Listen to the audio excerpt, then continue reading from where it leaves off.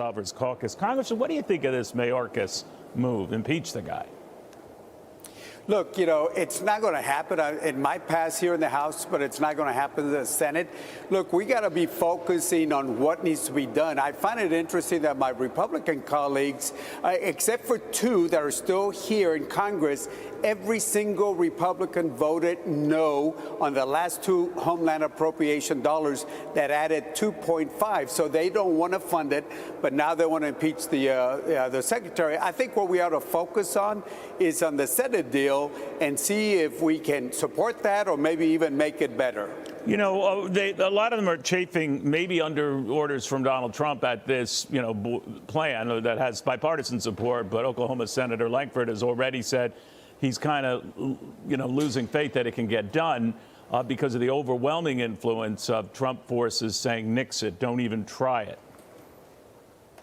Well, it's unfortunate that one person can dictate to the most important body in the world, that is the U.S. Congress, both in the House and the Senate. It's unfortunate. I mean, even the Speaker has said that we ought to wait for President Trump to get reelected. I mean, if there's a issue now, let's not make it a campaign ad, but let's go ahead and try to address this. Lankford has really tried. I think he got censored, or they're going to censor him, the Republican Party over there, for just trying to be He was censored by the Oklahoma this. Republican Party. I interrupted you, but continue that.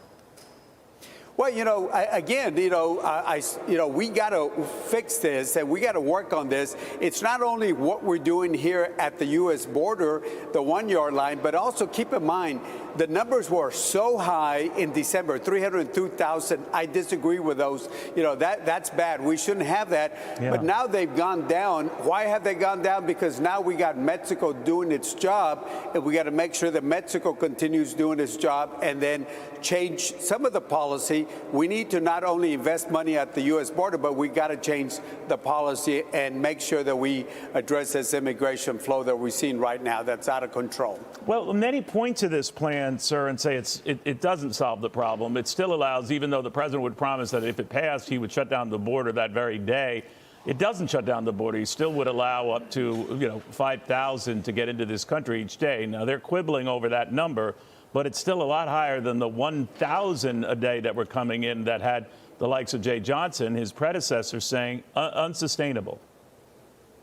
I support changes in policy. I certainly support putting some monies on border security, but we got to make sure we do this and put the money in the right places. We got to have detentions, hold people. We got to make sure we deport people because most of the people are not going to qualify. 87 to 90% of the people asking for asylum are going to be denied once they go in front of a judge. So and then let's what look happens? at when that happens, Congress, I'm sorry to jump on you, sir, and they're denied asylum, they get to stay here. Well, right? I mean, so to deport them is a big leap. Now, I don't know if this measure they're working on will address that, but that's part of the problem right there. Asylum and what are the cases that get adjudicated, right?